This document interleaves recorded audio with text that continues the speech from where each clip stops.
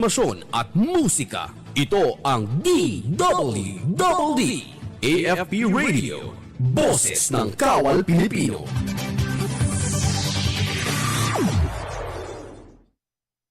Mga katropa, alam mo ba na ang DWDD 1134 kHz AFP Radio ay ang opisyal na radio station ng Sandatahang Lakas ng Pilipinas na binubuo ng Army, Navy at Air Force na siyang maghahatid sa inyo ng mga balita mula sa ating Armed Forces at iba pang impormasyon. Mga katropa, hanapin at ilike kami sa Facebook, Twitter at YouTube. DWDD AFP Radio, ang boses ng Kawal Pilipino.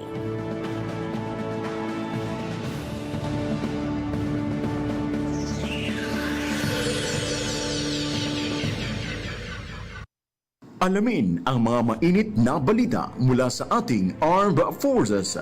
Tumutok sa 1134 kHz AM sa inyong mga radyo at manood online. I-like at i-share ang AFP Radio DWDD Facebook page. Ito ang DWDD Armed Forces Radio, ang boses ng Kawal Pilipino. Kayo ay nakatutok sa DWDD AFP Radio.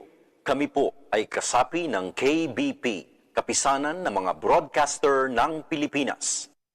Behold the latest military news update. This is AFP Community News, hosted by Rofh Suzon every 12 noon, Mondays to Fridays. Only here on DWDD Armed Forces Radio. One AFP for a stronger Philippines.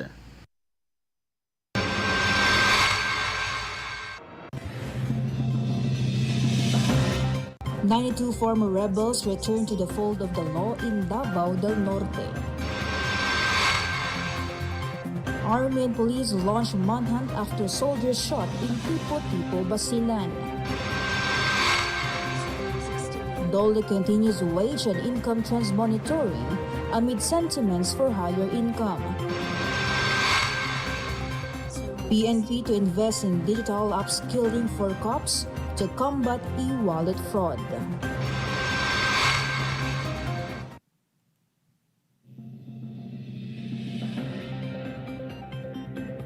A pleasant day to all our viewers, especially to our troops at Camp Emilio Ginaldo in Quezon City. Today is Wednesday, January 28, and this is AFP Committee News, your trusted source for updates on the armed forces and other developments across the country. I am Rofh Suzon-Abay, here to bring you today's story. DWDD Armed Forces News. For the brief overview of our news, 92 former rebels formally returned to the fold of the law during a mass surrender in Talaingod, Davao del Norte. The 10th Infantry Division, local government units, and partner agencies facilitated the activity and supported the returnees' reintegration. The former rebels turned over 29 assorted low-powered firearms and received immediate assistance from local authorities. Military leaders said the event marked a shared commitment to peace, unity, and sustainable development in the region. DWDD Armed Forces News. Security forces launched pursuit operations after an armed attacker shot 2 army soldiers in Tipo-Tipo town, Basilan, late yesterday afternoon. Police said the assailant attacked the soldiers while they were buying supplies near their camp. The Army and local police activated dragnet and hot pursuit operations to track the suspect in nearby areas. Both wounded soldiers are now receiving medical treatment as authorities strengthen security in the community. Armed Forces Radio. From NOLCO, a series of information from Joanne. Tarlac launches One Tarlac, One Place collaborative efforts in sustaining peace and security. Go, Joanne. The Northern Luzon Command Armed Forces of the Philippines, Tarlac Police Provincial Office, and the Provincial Government of Tarlac launched the One Tarlac, One Place, the PNP LGU AFP collaborative efforts on January 27 at the Tarlac Provincial Capital. This unified security coordination effort aims to strengthen collaboration among law enforcement agencies, local leaders, and community stakeholders to sustain peace in the province. During the launch, a joint declaration was signed reaffirming the province of Tarlac's state state of stable internal peace and security and adopting the PNP-AFP Collaborative Efforts Program, as well as the signing of the Joint Security Implementation Plan, symbolizing the commitment to the One Tarlac, One Place collaborative efforts. NALCOM Commander Lieutenant General Aristotle D. Gonzalez said that One Tarlac, One Place is a unified approach that complements information sharing, resource allocation, and community engagement to prevent threats and respond effectively to emerging security threats. As the Tarlac provincial government reinforced its commitment to sustaining peace and security, Governor Christian Tel Ayap thanked everyone for their collaborative efforts and also recognized the partnership with the AFP and PNP that has always been anchored in nation building and addressing socio-economic needs. It can be recalled that the province of Tarlac was declared in a status of stable internal peace and security on June 23, 2023 through Tarlac Provincial Peace and Order Council Resolution Number 2 series of 2023. This is John Sagak reporting for AFP Community News, 1 AFP for Stronger Philippines. Thank you, Juan from NOLCOM. DWDD Armed Forces News. The Armed Forces of the Philippines is verifying reports the Filipino national was killed while fighting in Russian forces in Ukraine. AFP spokesperson Colonel Francel Margaret Padilla said the military is coordinating with concerned government agencies. It will not rely solely on third-party battlefield reports. Ukrainian Defense Intelligence earlier claimed it identified the body of a Filipino among fallen Russian soldiers in the Donetsk region. The AFP stressed that it will issue confirmation only after completing proper validation through official channels. Ukraine's military intelligence reported last Monday that a Filipino national, identified as John Patrick, was killed fighting with Russian forces in Kramatorsk district in the Donetsk region. DWDD Armed Forces News. The Philippine Navy reported an increase in the number of Chinese vessels monitored in the West Philippine Sea over the past week. AFP spokesperson for the West Philippine Sea, Rear Admiral Roy Vincent Trinidad, said the Navy spotted 55 Chinese vessels, including warships from January 18 to 25 across Bajo de Masinloc, Ayungin Shoal, Escoda Shoal, and Pag-asa Island. The figure is higher than the 41 vessels recorded during the first week of January. The development comes amid rising diplomatic tensions as the Philippines pushes back against China's claims and statements in the contested waters. Armed Forces Radio Report. Let us hear more from Maljoya First Year G about 71st IB conducts Campus Peace Symposium to high school students in Pangasinan. Yes, Rofh, the 71st Infantry Battalion's Charlie Crusader Company intensified their efforts on raising awareness regarding the deceptions of the communist terrorist group targeting the youths by conducting Campus Peace Symposium attended by 110 high school students of Mangatarem National High School in Pangasinan. The symposium aims to serve as a dynamic platform for educating and inspiring young individuals about their crucial role in nation building and fostering lasting peace. Through active discussions, participants were introduced to important concept of positive youth activism, highlighting the importance of empowering young people to become proactive peace advocates. This is Mildred Nasho Arroco reporting for AFP Community News, 1 AFP for Stronger Philippines. Thank you, Maljoya First Year G. DWDD Armed Forces News. The provincial government of Agusan del Norte and the 23rd Infantry Battalion are working together to help former New People's Army members rebuild their lives through livelihood and business projects. The New Life Masigasig Farmers Association will launch income ventures, including a bakery, a hollow block making business, and a water refilling station. 30 association leaders and members recently completed a 2-day occupational safety and health training at the 23rd IB headquarters in Buena Vista to prepare for these enterprises. The government will provide additional financial and management training and funding support to ensure the sustainability of the projects. DWDD National News. For our national news, the Marcos administration has released 1.19 trillion pesos to local government units, signaling an aggressive push to sustain and speed up service delivery and empower provinces, cities, and municipalities under the 2026 budget. The Department of Budget and Management said it has fully and upon released the National Tax Allotment or NTA of LGUs for fiscal year 2026, following President Ferdinand Marcos Jr.'s directive to ensure public funds quickly translate into services felt on the ground. Budget Secretary Rolando Toledo approved the issuance of the Special Allotment Release Order and notices of cash allocation, covering the full-year funding needs of LGUs nationwide. Toledo noted this is how the 2026 budget works for the people, by making sure funds reach communities when they are needed most. Armed Forces Radio From JR, updates about second ID recovers firearms from former NPA member in Rizal. Go JR.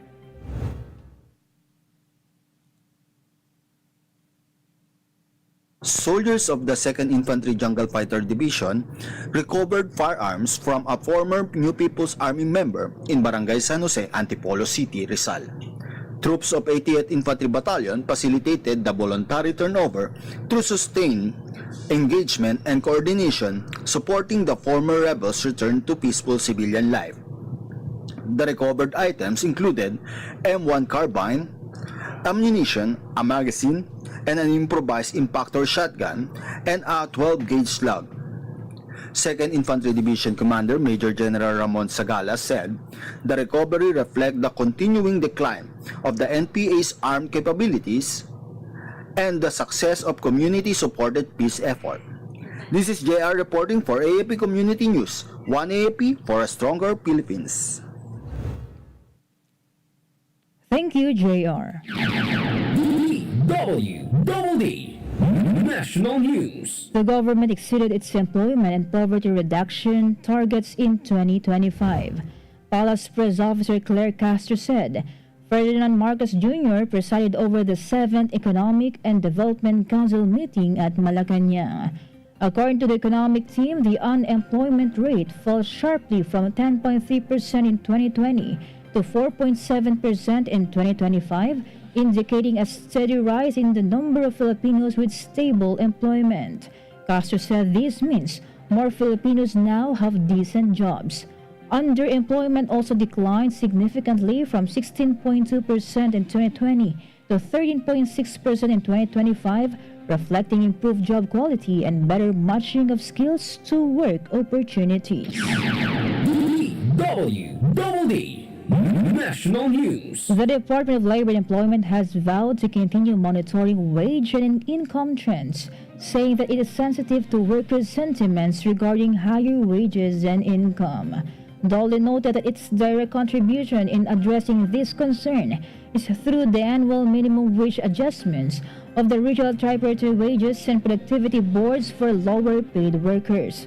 The agency was reacting to the December 2025 Okta Ratios Tugon ng Masa survey results, which showed higher wages and salaries as the top national concern of Filipinos.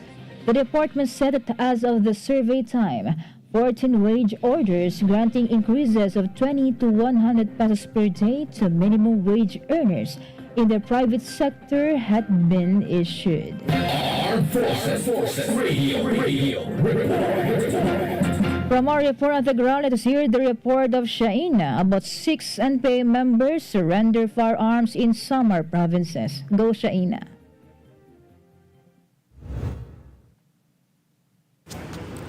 Yes, Rofh. 6 new People's Army members surrendered and turned over firearms this week in Northern Samar, Samar, and Eastern Samar. The Police Regional Office, Eastern Visayas, reported that police units facilitated the voluntary surrender of the former rebels who gave up assorted firearms and formally withdrew supports from the NPA. Police Regional Office 8 Director Brigadier General Jason Capoy said the surrenders show growing community trust in government peace and security efforts. Authorities placed the former NPA members under custody for processing and may enroll them in reintegration programs to help them return to peaceful civilian life. This is Shain Araneta reporting for AFP Community News, one AFP for a stronger Philippines. Thank you so much, Shaina. DWDD National News. For other national news, the Philippine National Police will invest in digital literacy programs for its personnel to ensure that they are equipped to address the growing threat of online financial fraud, particularly involving e-wallet accounts. Acting PNP Chief Lieutenant General Jose Melencio Nartates Jr. said they must equip their personnel with the necessary skills not only to keep up but to be ahead of cyber criminals at all times.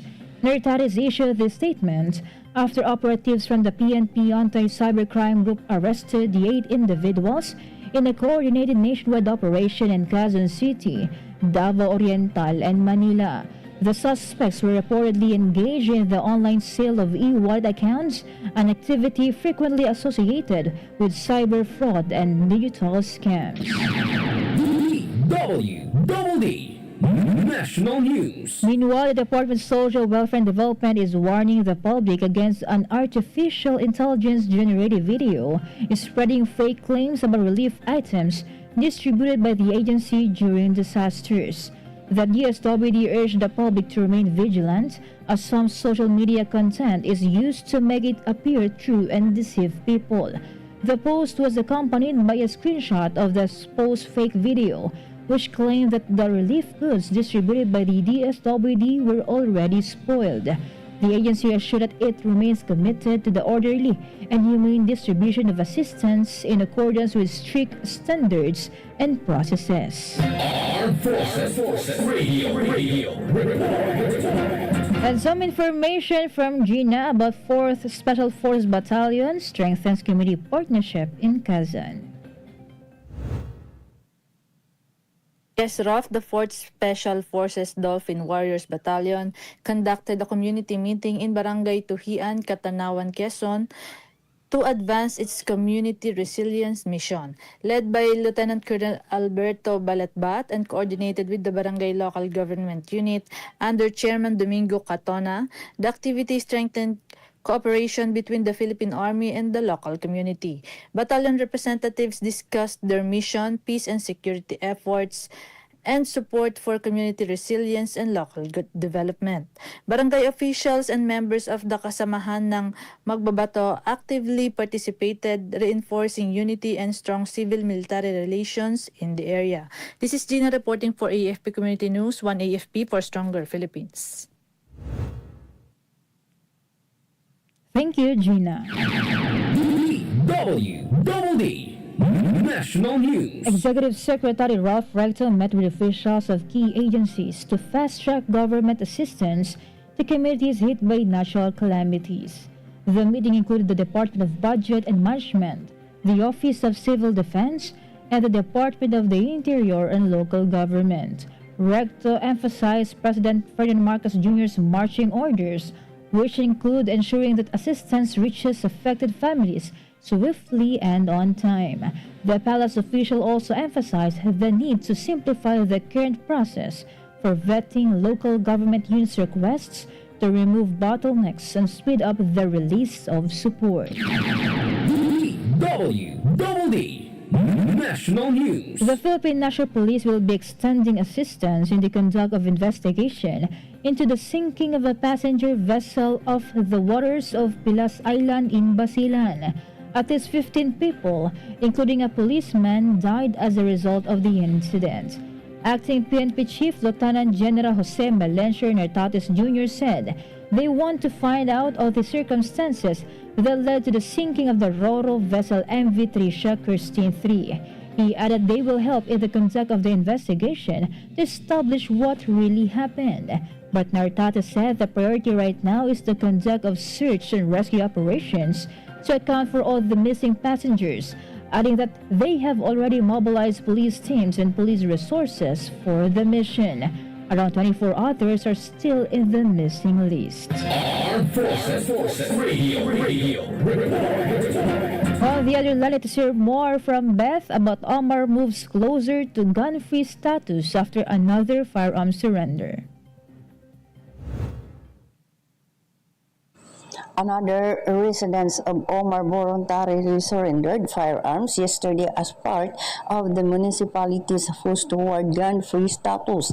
Barangay officials turned over M1 Garand rifle and 2 revolvers to the 101st Infantry Battalion through coordinated local efforts. Military leaders said sustained dialogue and community cooperation continue to yield positive results. The Philippine Army stressed that the government-community collaboration remains key to lasting peace and security in the area. This is Beth Taneta reporting for the AFP Community News, one AFP for the stronger Philippines. Thank you, Beth Tanyete. DWDD National News. The Bureau of Corrections is eyeing solar energy to power the country's prison facilities, where it spends an average of 162 million annually for electricity costs. Bucor Director General Gregorio Pio Catapan Jr. said they have to innovate and think of ways on how to maximize their resources, and going solar is the way to save costs on electricity. Katapang signed the Memorandum of Understanding with BDL's Core Energy and Construction Solutions Incorporated President Romel Paradero to look into establishing solar energy facilities that will power the country's prisons. Bucor explained that the objective of this MOU is to establish a cooperative framework between BDLS and the agencies for the conduct of a feasibility and viability study on converting correctional facilities to solar energy and other renewable energy applications. DWDD National News. The Philippines stands to gain significant economic, tourism, and investment benefits as it hosts the 45th Association of Southeast Asian Nations Tourism Forum 2026 in Cebu City. Tourism Secretary Cristina Garcia Frasco said the ATF 2026 positions the Philippines at the forefront of shaping the region's tourism trajectory, integration, and long-term growth. This year's theme is Navigating Our Tourism Future Together, and Frasco said the ATF will also witness the launch of the ASEAN Tourism Sectoral Plan 2026 to 2030. The ATSP 2026 to 2030 outlines the region's collective vision and plans for a sustainable and inclusive tourism industry. Armed Forces Radio. Let us hear more of this from Ferdy about Philippine Air Force welcomes 700 special enlistees of BMT Class 2026A. Good day everyone. The Philippine Air Force formally welcomed 700 special enlistees of Basic Military Training Class 2026A during a reception ceremony here at Fernando Air Base in Lipa City yesterday. Led by Major General Jesus Nelson Morales, the event marked the trainees' advancement in professional military development and service to the country. The new enlistees bring advanced and mission-critical skills that strengthens the PAF's manpower and operational readiness. PAF's officials urge the trainees to uphold discipline and the core values of integrity, teamwork, and excellence as they continue their training. This is Ferdy Blues reporting for AFP Community News, one AFP for a stronger Philippines.